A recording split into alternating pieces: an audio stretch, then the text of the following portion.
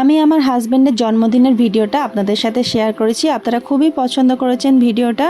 আর আমার হাজবেন্ডের বার্থডেতে আমি বানিয়েছিলাম নিরামিষ মশলা পনিরের রেসিপি। তো সেই রেসিপিটা আপনাদের সাথে শেয়ার করছি। আপনাদের কেমন লাগলো অবশ্যই জানাতে ভুলবেন না।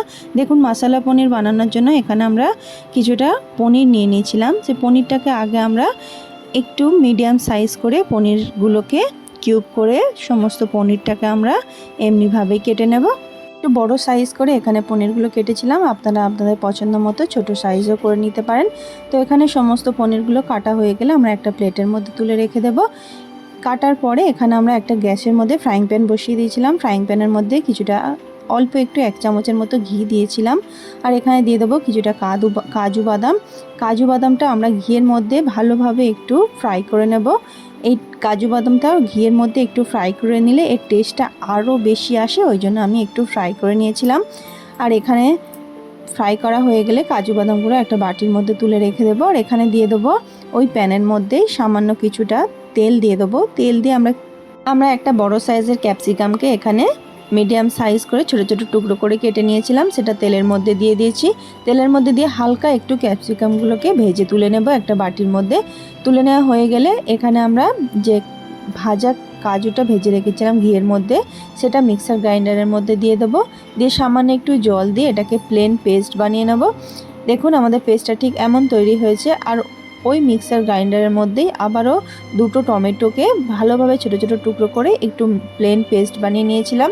এবার ফ্রাইং প্যানের মধ্যে কিছুটা তেল দিয়ে পনিরগুলোকে দিয়ে দিয়েছি। দিয়ে সামান্য একটু নুন দিয়ে দেবো। আর কালারের জন্য সামান্য একটু দিয়ে দেবো হলুদ গুঁড়ো, যাতে পনিরের মধ্যে হালকা একটু কালারটা চলে আসে। এবার পনিরগুলোকে আমরা তেলের মধ্যে এপাশ ওপাশ উল্টে পাল্টে হালকা করে একটু ভেজে নেব। দেখুন, আমরা সমস্ত পনিরগুলো এমনিভাবে ভেজে নিয়ে একটা প্লেটের মধ্যে তুলে রেখে দেব। এবার ওই তেলের মধ্যে দিয়ে দেবো কিছুটা লং, অল্প একটু এলাচ, একটা দালচিনি দিয়ে সামান্য একটু নেড়ে দেবো। আর দিয়ে দেবো ছোটো চামচের 1 চামচের মতো একটু গোটা জিরে। আর এখানে দিয়ে দেবো 1 চামচ একটু গোটা মৌরি দিয়ে এটাকে ভালোভাবে একটু তেলের মধ্যে ভেজে নেব। আর এখানে 1 চামচ একটু আদা বাটা দিয়ে দিয়েছিলাম। আদা বাটাটা দিলে তেলের মধ্যে দিয়ে ভালোভাবে একটু তেলের মধ্যে ভেজে নেব। আদাটাকে ভাজা হয়ে গেলে এখানে আমরা কিছুটা কিশমিশ ইউজ করেছিলাম। কিশমিশটা দিলে পনিরের মধ্যে খেতে ভালো লাগে মুখে পড়লে। আপনারা যদি পছন্দ না করেন নাও দিতে পারেন। আর এখানে দেখুন যে টমেটো পেস্টটা বেটে রেখেছিলাম, সেই টমেটো পেস্টটা এই তেলের মধ্যে দিয়ে দেবো।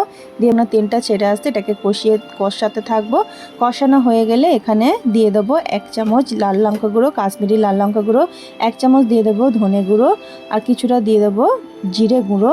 আর এখানে কিছুটা ঝালের জন্য কাঁচা লঙ্কা দিয়েছিলাম, 3-4টে কাঁচা লঙ্কা দিয়ে ভালোভাবে এটা মশলাটাকে অল্প একটু কষিয়ে নেব। কষানো হয়ে গেলে এখানে আমরা যে কাজু বাদামটা বেটে রেখেছিলাম, সে বেটে রাখা কাজু বাদামটা এখানে দিয়ে দেবো।